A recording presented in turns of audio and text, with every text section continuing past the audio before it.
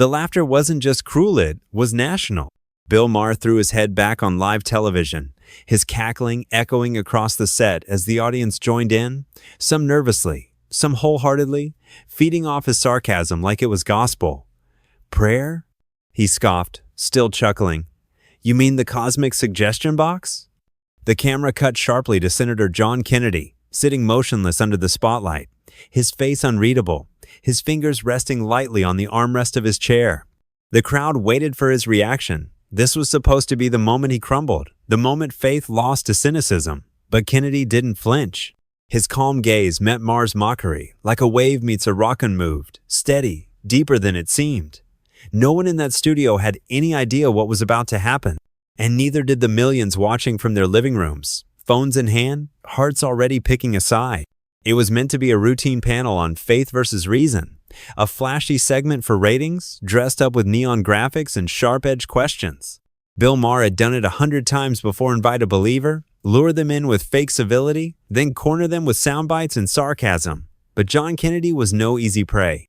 He didn't come with rehearsed scripture or debate tactics. He came with something more dangerous. Stories, real ones, worn at the edges, lived in. And it was about to turn this sleek studio into a battlefield for the soul. As Maher's laughter died down, a tense hush took its place. Some in the audience shifted uncomfortably. Others leaned forward, hungry for blood or brilliance, maybe both. Kennedy adjusted his tie, not out of nervousness, but to buy a moment of silence. Then, in a voice as slow and steady as a southern river, he said, "You ever meet someone who prays not because they're perfect, but because they're desperate?" The room didn't know how to answer, but their stillness did. "Let me tell you about Mary," Kennedy continued, his tone not defensive, but intimate, like he was inviting you into a kitchen conversation you weren't supposed to hear. "She's a single mother in Baton Rouge, works 2 jobs, lost her husband to a car accident 3 years ago, hasn't had a vacation since '09. She prays every morning before waking her kids. Not for money, not for miracles, just for the strength to show up." You could hear someone in the audience sigh. A man in the second row shifted, blinking faster than before. Maher tried to cut in with a smirk, but something about Kennedy's calm crushed the moment. "She once told me," Kennedy said, his voice softening, "that if it weren't for Jesus, she wouldn't have made it past that first winter. Said faith was the only thing keeping her from falling apart. And you want me to laugh at that?" It wasn't a defense. It was a mirror, a quiet one. One that asked the audience and Maher to take a hard look at what they'd just mocked. And just when you thought the story would settle, Kennedy reached into his coat pocket and pulled out something folded, worn, and trembling slightly in his hand. "This," he said, holding it up, "is the letter from a little boy named Eli. He saw one of my speeches. Said it helped him not be afraid of dying." His voice cracked just slightly, not from performance, but memory. "You tell me if that's funny." And just like that, the tone of the room shattered. The lights were still bright, the camera still rolling, but everything felt different. Real, raw, like maybe, just maybe, faith wasn't something to be ridiculed, but something sacred people clung to when life tried to drown them. And right now, if your heart's beating a little harder, if you feel that strange ache in your chest that says, maybe this means something, go ahead, hit the like button and type the number 9 in the comments. Because you're not watching a show anymore. You're witnessing a moment, and it's only just begun. Bill Maher leaned back in his chair, arms crossed, eyes narrow. The smugness was still there, but the edges had softened just a bit. You could see it. He wasn't laughing now. He was calculating.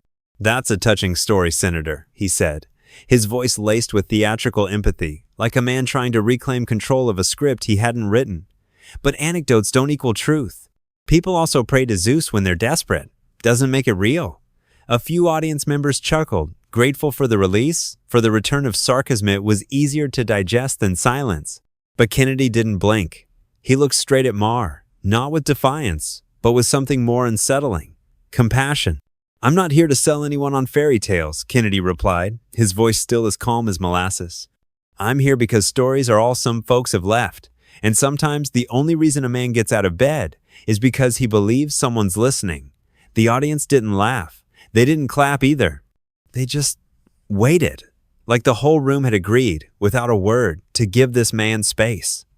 Maher shifted again, less confident now, though he masked it well. "So that's it?" he asked. You're basing your entire worldview on the feelings of scared people? On bedtime stories written 2,000 years ago? Kennedy didn't answer right away. Instead, he unfolded the letter from Eli, smoothing its creases with quiet reverence. You ever meet a child with terminal cancer, Bill? The question cut through the studio like a razor. Maher opened his mouth, then shut it. I have, Kennedy continued. Eli was 9, bald from chemo, hands shaking when he wrote this. But you know what he said to his mama the night before his final surgery? Kennedy paused, voice catching for the first time. Mama, I'm not scared. I heard that man on television say God loves me, so I'm not scared anymore. He folded the letter again slowly, as if it were something sacred. That little boy wasn't holding on to politics or science or slogans. He was holding on to Jesus. And if that's foolishness, then maybe this world could use a little more of it. For a moment, the set felt like church. Not a fancy one, but the kind with creaky pews and quiet crying in the back row. The kind where broken people go not to be fixed, but to feel less alone. A woman in the audience wiped her eyes. The cameraman zoomed in instinctively on Maher, hoping for a reaction. But Maher stayed still. You could see him fighting something internal, his lips pressing into a tighter line, jaw clenched. You're exploiting pain for persuasion, he finally said. Voice lower now, colder. That's emotional manipulation dressed up as wisdom. Kennedy didn't rise to the bait.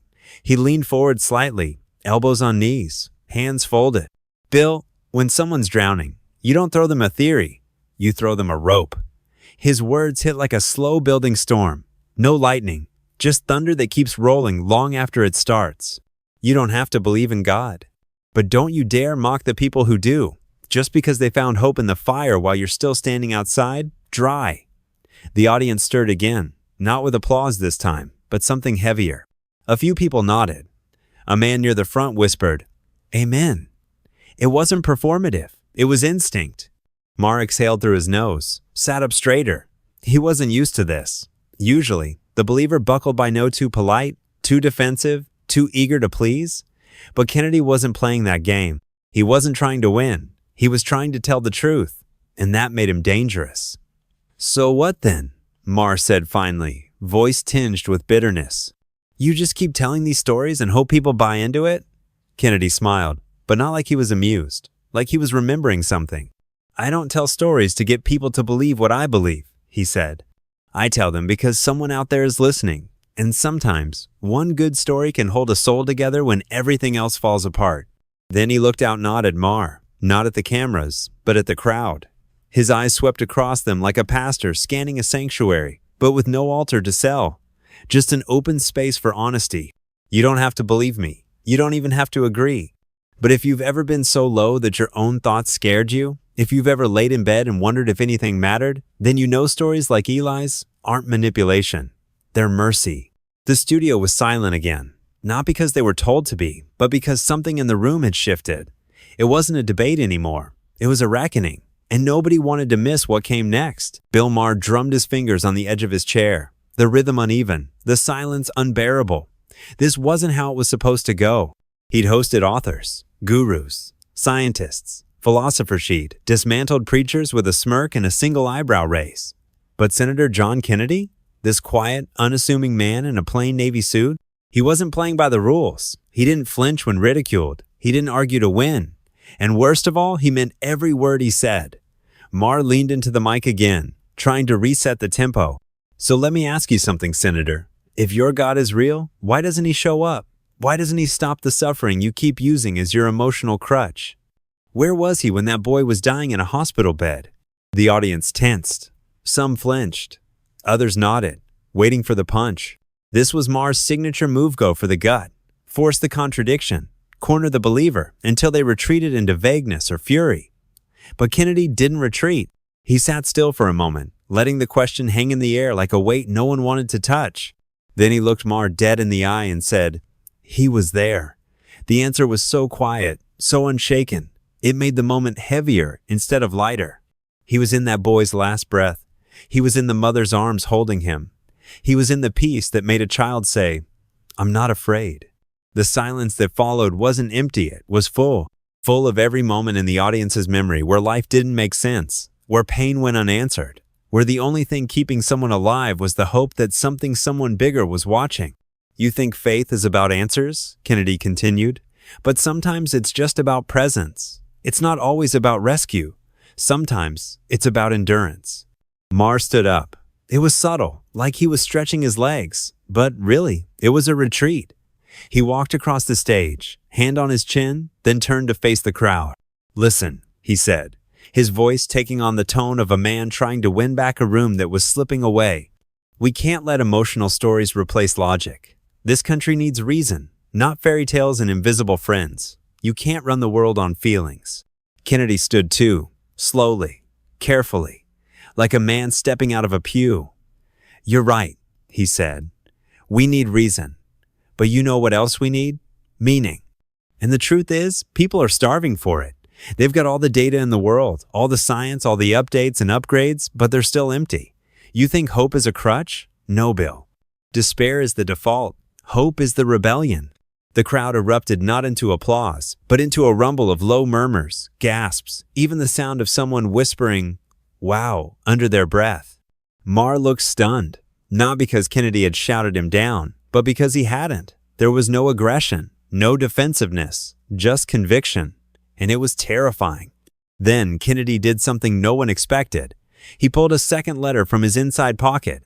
It was newer, folded tightly, sealed in a small, crinkled envelope. "This one came just last week," he said. "It's from a man named Reggie. Used to be an atheist. Spent 12 years in prison.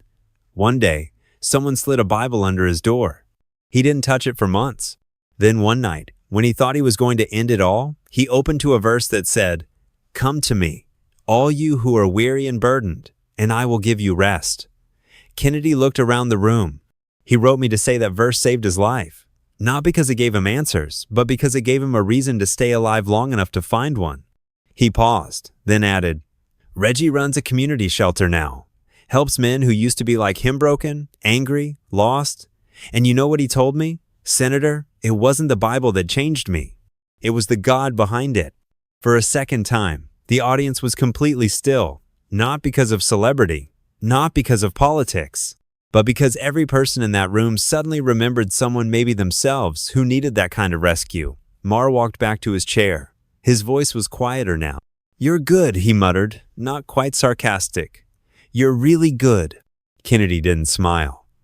"This isn't about being good. It's about being real. And maybe the realest thing any of us can admit is that we don't have it all together." That was the moment everything turned. Maher, the master of mockery, the champion of cold intellect, looked down not in shame, but in something more rare, hesitation. He wasn't losing a debate. He was facing a mirror.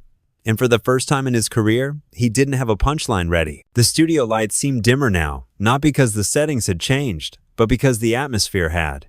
Gone was the smug bravado that usually lit up the stage with sarcasm and laughter. In its place, a heavy quiet settled over the room, like the hush before a storm, maybe after one. Bill Maher shifted in his seat, his body language no longer that of a man in control, but of someone searching for the exit in a conversation he thought he was hosting. He looked down at his notes, then back at Kennedy, then out at the audience as if to ask, "Are you still with me?" But the crowd's eyes weren't on him. They were on the senator, on his calm hands, on the worn letters he folded like sacred relics, on the face of a man who didn't just speak truth, he lived it. Maher cleared his throat and tried again. "You talk a lot about hope, Senator, about faith, but what about responsibility?" He gestured toward the cameras, the audience, the world outside. "There are people watching who've been hurt by religion, who've been judged, cast out, made to feel small because they didn't believe what you believe.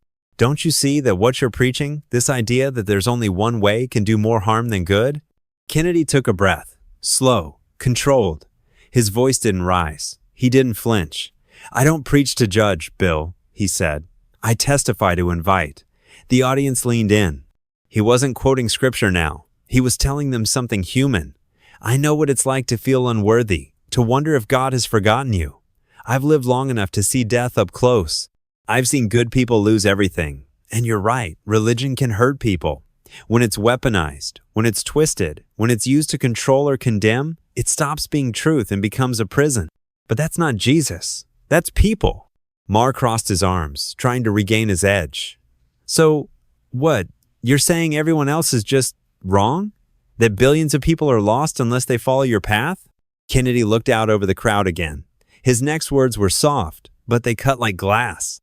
If I knew a building was on fire, he said, and I saw someone walking toward it, I wouldn't say, there are many ways to safety. I'd shout, that way, that door, run now. He paused. That's not judgment, that's love. A murmur swept through the audience. Someone near the back whispered, that's real. Another wiped away a tear. And what if they don't believe you, Maher asked. What if they think your exit is just another illusion? Then I love them anyway, Kennedy said. I don't stop shouting, I don't stop caring. I don't force them, but I don't lie to them either. That was the second twist. Not just standing firm in belief, but doing it without hate, without superiority, with love so stubborn it refuses to shut up. Maher blinked, his jaw clenched. He looked like a man cornered not by argument, but by conscience.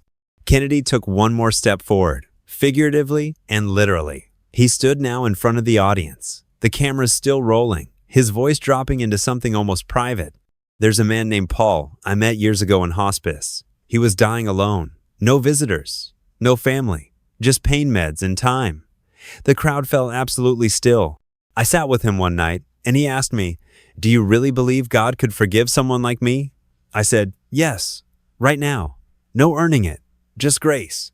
He closed his eyes, took one deep breath, and whispered, then I'm ready. He died that night, but not alone. Kennedy paused, then added, you think that doesn't matter, Bill? That it was just brain chemistry? Wishful thinking? His eyes searched Maher's face, but there was no anger, just sorrow. I think it was a man who finally believed he was loved. That was the moment Bill Maher cracked. He didn't collapse. He didn't cry. But something in his posture, changed shoulders, slumped just slightly. Chin dropped a little lower. His hands fidgeted with the edges of his blazer. His trademark smirk, so often a weapon, was nowhere to be found. And then came the third twist, the most human of all. Maher looked Kennedy in the eyes and said, barely above a whisper, I had a brother. He used to pray. I mocked him for it. The audience gasped. It wasn't part of the show. It wasn't a script. It was a leak in the armor. He died in a car crash when I was 22. I never told him I respected his faith. I just made jokes. Kennedy didn't move closer. He didn't say, I'm sorry, or it's okay. He just stood there, eyes kind, and said, maybe it's not too late to tell him. And in that moment, no one in the studio was watching a debate anymore. They were watching something break open, something that looked a whole lot like redemption trying to find its way in. For a long moment, the studio was frozeno applause. No camera movements, no stage direction could replicate what had just happened. Bill Maher, the man who'd made a career out of dismantling belief systems with wit and precision, had just opened the deepest wound he'd kept buried under decades of sarcasm. And Senator John Kennedy didn't respond with triumph, pity, or preaching. He simply stood there, steady as a lighthouse, offering not judgment but presence. The silence felt sacred. Then Maher looked away, blinking hard, trying to pull the curtain back down over a part of himself he hadn't planned to show. That was a long time ago, he muttered, voice hoarse. People change. Kennedy nodded slowly. They do, but truth doesn't, and grace doesn't expire. He stepped back behind his seat but didn't sit down. Your brother believed in something that gave him peace. Maybe now it's time to ask yourself why that still haunts you. The air felt different now, not just emotional existential.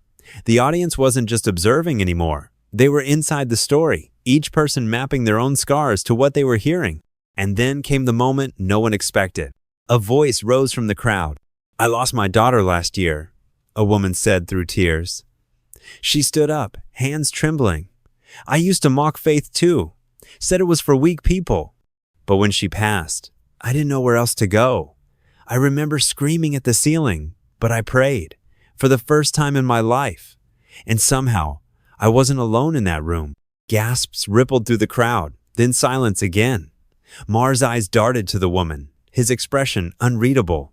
The woman sat down slowly, head bowed. The camera didn't cut away. It stayed right there on, real people telling real truth. Another man stood up, younger, maybe mid-20s. I tried to end my life last year. Didn't think anyone cared if I lived or died. Then one night, I saw a video of Senator Kennedy telling a story about hope. His voice cracked. "I don't know if I believe in God yet, but I believed him, and that was enough to stay alive one more day." He sat back down, and someone beside him reached out and squeezed his arm. Kennedy looked around the room slowly, his voice quiet but full. "You see, this isn't about winning an argument. This is about what's real, and what's real is that people are hurting.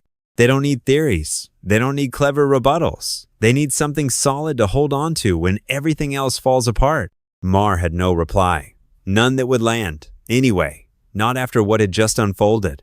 His face was pale, not from defeat, but from realization. He was no longer the host of the conversation. He was part of it now, willing or not.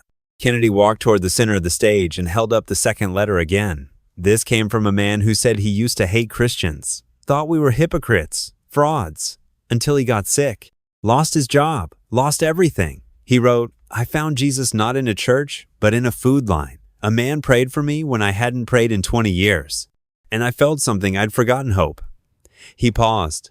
"And that's what I'm offering tonight. Not proof, not perfection, just hope." The crowd erupted not in applause, but in standing silence. Dozens of people rose to their feet, not to celebrate a performance, but to honor a moment that had pierced through the noise of culture, ego, and cynicism.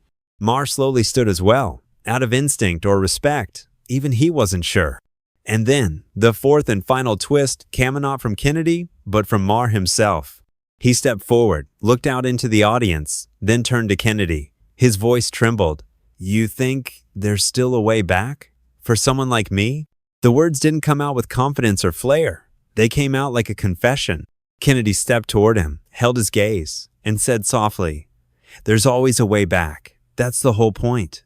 The lights overhead softened. The cameras kept rolling, but no one seemed to notice anymore. This wasn't television. This was transformation, unfolding in real time. And as the moment held, suspended in a silence deeper than applause, the voiceover returned not flashy, not loud, but clear. "This isn't the ending anyone expected, but maybe it's the one someone out there needed. If that someone is you, then don't scroll past. Don't stay silent. Type 9 in the comments if you believe there's still a way back. For you, for all of us." The studio lights shimmered above like distant stars, but down on the stage, everything felt startlingly closer, real, human. Bill Maher stood silent, the tension in his shoulders slowly giving way to something gentler. Senator Kennedy had not debated him into silence. He hadn't embarrassed him. He hadn't tried to win. He had simply stood there, story after story, truth layered upon truth, offering something Maher hadn't expected: grace. The audience remained standing, not from performance hype, but because something sacred had happened in front of them, and no one wanted to be the first to sit. Even the producers behind the scenes, those who usually gestured and whispered orders through earpiece shad, stopped. The script was gone. The show had unraveled into something far more powerful, a moment of shared vulnerability. Kennedy finally broke the silence. "Bill," he said gently, "you asked if there's a way back. Not just for you, but for people who've mocked, doubted, hurt others, or been hurt by belief itself." He looked down for a second, then met Maher's gaze. "The answer is yes, and not because you earned it or finally got it right, but because the one who gives it never left." Maher exhaled, and it sounded more like a surrender than a breath. He stepped back, running his hand through his hair, then looked out at the sea of faces, watching him not as critics or fans, but as fellow travelers. "You know," he said slowly, "I built a career mocking people like you, people of faith. I thought I was being clever, that I was exposing hypocrisy. But maybe I was just too scared to hope for something bigger than myself, because if it was true, it meant I'd been wrong for a long time." There it was spoken, not from a podium, but from the wreckage of pride. The audience didn't cheer. They didn't clap. They just listened. Hearts cracked open. It was the sound of walls coming down. Kennedy stepped beside him, not towering over him, but standing shoulder to shoulder. "We've all been wrong, Bill," he said. "And grace meets us in that exact moment when we finally admit it." Maher turned, voice barely a whisper now. "And if I wanted to know more, where would I even begin?" Kennedy reached into his jacket pocket one last time and pulled out a small, leather-bound Bible. Its corners were worn, the spine cracked. It wasn't for show. It had been used, read, cried over, clung to. He handed it to Maher. "Start here," he said, "but don't rush. Read slow. Read like your life depends on it, because one day, it just might. Maher took it without a word, his fingers trembling slightly as he looked down at the faded gold letters on the cover. The audience remained still, captivated by the reversal they never saw coming. This wasn't a takedown. It wasn't humiliation. It was restoration. Kennedy turned back to the audience, his voice now rising, not in volume, but in clarity. To everyone watching, he said, eyes sweeping across the crowd and straight into the lens, this isn't just a television moment. This is an invitation. You don't need a stage. You don't need a perfect record. You just need to be honest with yourself, with your emptiness, with your longing. He took a breath and let it land. If you're tired of pretending, tired of patching over pain with distractions, tired of asking if there's more to life there is, and his name is Jesus. You could hear someone sobbing in the back row. Another person dropped to their knees, not because they were told to, but because their soul couldn't stand anymore. Maher, still holding the Bible, looked up with glassy eyes. You think people will believe this? Kennedy smiled, not wide, not smudgest, peaceful. They don't need to believe me, Bill. They'll believe the truth when they feel it for themselves. And then he looked straight into the camera. If this moment meant something to you, don't keep it to yourself. Like this video, share it, and comment the number 9 if you've ever felt like you were too far gone, because you're not. And maybe your comment is the rope someone else is waiting to see. No background music played, no commercial bumper rolled, just silence again, sacred and heavy, as if heaven itself had paused to listen. The room was so silent you could hear the camera lenses adjust. And then, John Kennedy leaned forward, his voice trembling with something deeper than anger conviction. You think faith is weakness, Bill? He said, eyes locked with the host who suddenly looked less smug and more cornered. Let me tell you what weakness is. Weakness is mocking something you've never lived, never needed, never understood.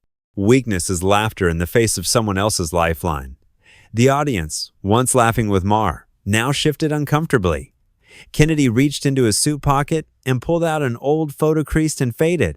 This is Mary, he said, holding it up.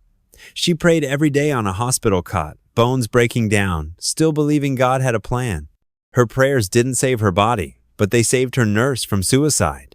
That nurse now runs a shelter for abused children. Kennedy's voice cracked, not from weakness, but from the weight of truth. You mock faith, Bill, but faith saved lives while your punchlines filled ad space. The camera swung to Maher, who opened his mouth but no sound came out. The crowd began to shift not with laughter, but with quiet awe. Someone whispered, "Did he just end the show with that?" Kennedy stood, slowly, as if the entire debate had taken place under his control the whole time. He didn't need applause. He already had the only thing that mattered. Silence so deep it echoed. As he turned to leave the stage, a lone audience member rose to their feet, then another, and another. A quiet standing ovation not for spectacle, but for soul. Maher remained seated, eyes down, suddenly small in a chair built for power he no longer owned. Kennedy walked past him, not in triumph, but in grace. And that's when the camera caught it, the smallest tear in Maher's eye. Whether it was shame, realization, or something else no one could say. But in that moment, the world saw something rare. A man who believed so fiercely in something greater, he turned public humiliation into public redemption.